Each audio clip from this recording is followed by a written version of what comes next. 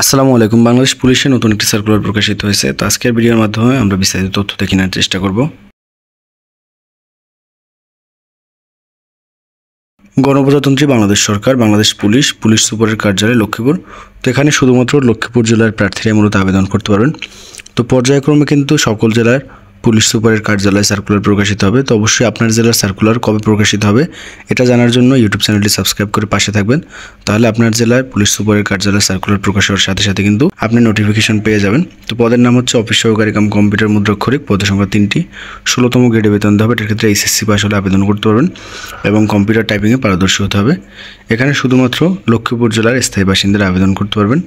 তো আপনাদের মূলত আবেদন ফর্মটি যে ওয়েবসাইট থেকে ডাউনলোড করতে হবে, ওয়েবসাইটের লিঙ্কটি হলো police.lokkipur.gov.bd। ওয়েবসাইটে প্রবেশ করে মূলত আপনাদের আবেদন ফর্মটি সংগ্রহ করতে হবে এবং সকল কাগজপত্র সংযুক্ত করে জমা দিতে হবে। আবেদনপত্র জমা দেওয়ার শেষ তারিখ হচ্ছে 31 ডিসেম্বর 2025। এই সময়ের মধ্যে মূলত পুলিশ সুপার লক্ষ্মীপুর এই ঠিকানায় আপনাদের আবেদনপত্র জমা দিতে হবে, অর্থাৎ সকল কাগজপত্র সংযুক্ত করে এই ঠিকানায় আবেদনপত্র জমা দিতে হবে।